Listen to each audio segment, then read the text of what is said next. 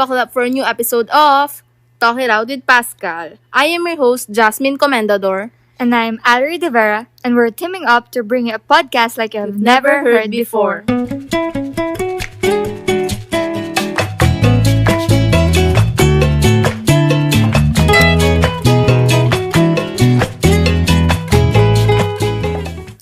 Before we move into our topic, gusto ko na malaman, kamusta ka na ba, Alrei?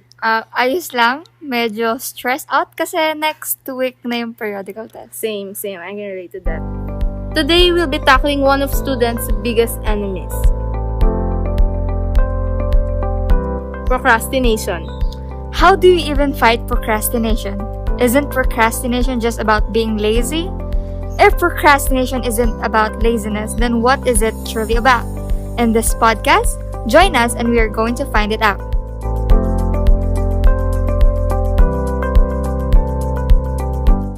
I'm pretty sure every student has encountered procrastination.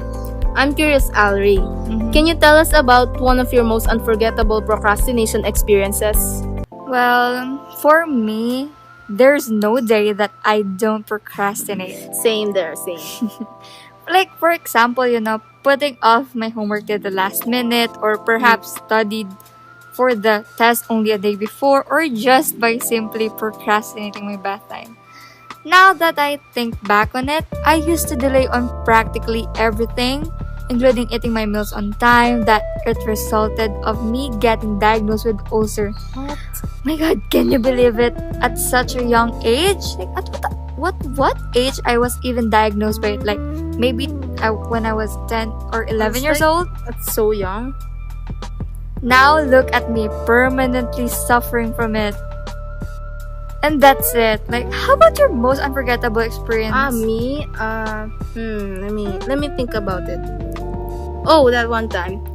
To be honest, for me, it was quite a horrifying experience. After that, I guess it just kind of hit me that this behavior needs to really stop. So this happened way back in the pandemic when wherein online classes were done every day. We all know the pandemic has drained every one of us in every way. Yes. Mentally, physically, financially, emotionally. I wasn't really in a good state and I didn't get to finish this one particular subject's activities yet. I can't even believe myself. I finished this subject's activities in one day, having no sleep. What? Yeah, having no sleep. I think it was even 4 modules worth of schoolwork. I drank about 7 cups of coffee to keep me awake just to finish it all. Oh my God, how can you even do that? Yeah, and that's it. Okay. Now, I'm getting curious na. Like, why do we even procrastinate? Why do we even procrastinate? According to Dr. Fusha Sirois, a professor of psychology, procrastination is essentially irrational. It doesn't make sense to do something it's going to have negative consequences. People engage in this irrational cycle of chronic procrastination because of an inability to manage negative moods around a task. So in short, people procrastinate because of inability to manage bad moods. Oh, really? Yes. Procrastination isn't a character flaw or curse on your ability to manage time, but a way of coping with challenging emotions and negative moods induced by certain tasks. Boredom, anxiety, insecurity, frustration, resentment, self-doubt, and beyond. Honestly, I kind of agree with this. This exactly explains the cause of my procrastination story I've told earlier. Oh, like for me, I just recently read about this article that it actually depends on person to person and situation to situation. However, there are some universal reasons talaga that causes people to delay some certain tasks. One of them is the fear of failure. They said that when a person delays doing something or disinterested in finishing it, that cause of it could be like a deep-rooted fear of failure. And I absolutely relate to this. Yes, failure is very scary. Who would want to fail anyway? Yes. Like this is a human nature to avoid and fear failure. True. So by choosing to never finish the task, we can avoid the consequences as well. Or maybe we're just afraid of success. Like, I know that sometimes I'm afraid of success because, it's unknown. We will know what's gonna happen. What's gonna happen next after success? Yes, like, we may think that it might actually push us out to our comfort zone, which is almost all of us are afraid of that. So those are the causes of procrastinating. Yes. Now that we know, how do we deal or fight against it ba? I'll admit that the absence of good habits and poor discipline are one of the main factors that I procrastinate. So when I finally understood these causes, I use some strategies that target them. By doing these things, I can minimize some minor incidents of procrastination. My mother. Oh, Tita Claire. Yes. Shout out to Tita Claire. Yes. My mother doesn't tolerate my procrastination at all. Like, she would, Nice. scold me like that. So like, she get tired of it now. So she gave me some advices that work out for me, and I hope to the people listening to this will work out for you guys too. I remember she gave me a notepad, like a long notepad to list all things I need to do for that day. When I said all of it, like just washing the dishes, I would list it, and then after that, I will so whenever I wanted to play or read just want to have a leisure time, I would bring my notepad in front of my mom. So she would know that I already did my tasks or some important tasks that I need to do, like my schoolworks. Like, I see you doing that at school. You list all the assignments we need to do. yes. Like gusto kong sabihin sa kanya, oh, see, I already did a lot of tasks. I deserve to have my me time na. Yes. Then after that, it just became a habit to do everything that needs to be done before I start my leisure time. Not just because my mom would scold me if I didn't do so, but because it's actually more fun to play or do something na like kampante na ako, Yes, na there's nagawa ko nothing na yung to do lahat. anymore. Yes.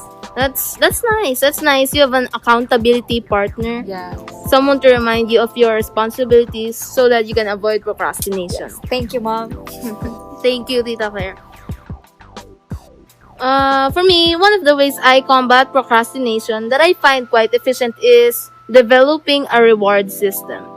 Oh, yes. Actually, you already know about this. Let's tell our viewers.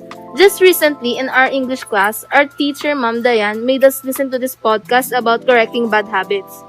Me and my friend Rian had this realization. We always procrastinate during every lunch break at school. So we were like, hey, come on, this gotta stop. Kailan ba tayo magbabago? So we made this deal that we get to treat ourselves to something really nice from the food bazaar in front of school. Yes. But that's only if we did not procrastinate in that certain week. Ooh. Yeah. If we procrastinate, we refrain ourselves from buying something in the bazaar. Okay. We also make each other race to finish an activity first. Actually, Alrei knows about that na. Yes. It's quite fun. So far, it has been going well and effective for me. Okay. Well, what food do you get na sa bazaar? Last time we got like fries with burger. It was nice. Is it worth it? Kinda masakit sa bulsa. So maybe not. But reward yun. That's reward naman.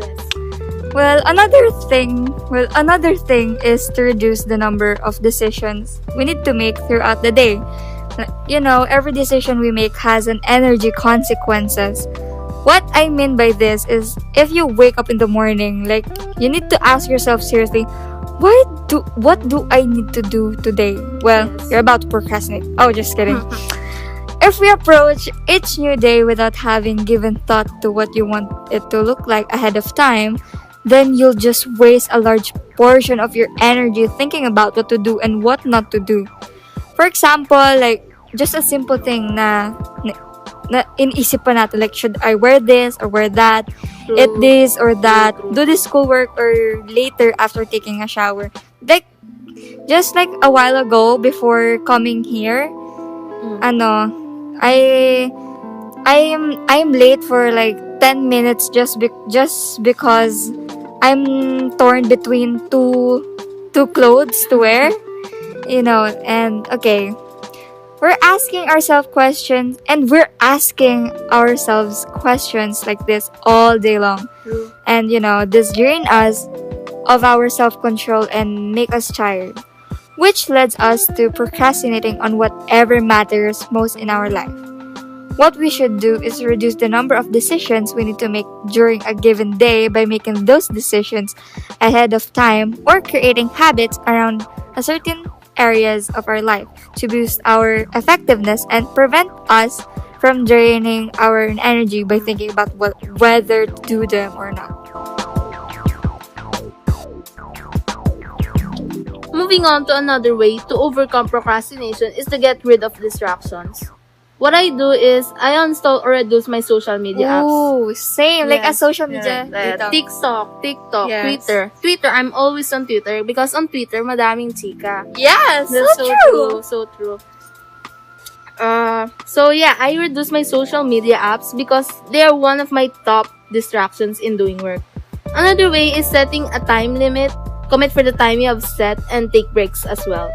Just not too long. Kasi if you do it too long, you just probably go on and on. Matuloy mo na, di ka na makagawa. You may find the 25-minute work method helpful. This is called the Pomodoro technique, a time management method based on 25-minute stretches of focused work broken by 5 minutes break. Longer breaks, typically 15 to 30 minutes, are taken after 4 consecutive work intervals. Each work interval is called a pomodoro, the Italian word for tomato. Tomato? Yes, tomato. To avoid procrastination, find a good environment. We all know it's hard to concentrate in a messy or loud area. Yes.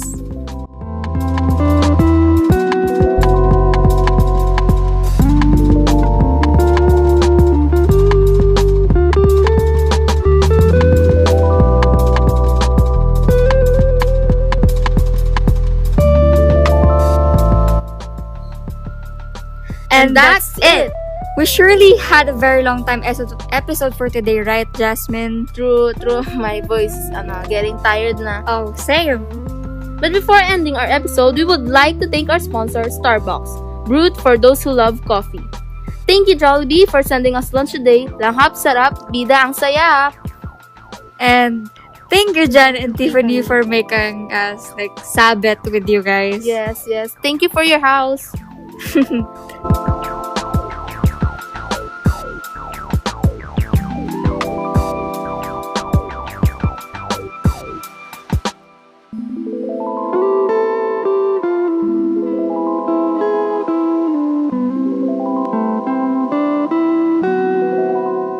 Thank you for listening. A 5-star rating on our podcast is highly appreciated. Catch us on next time. Bye! Goodbye.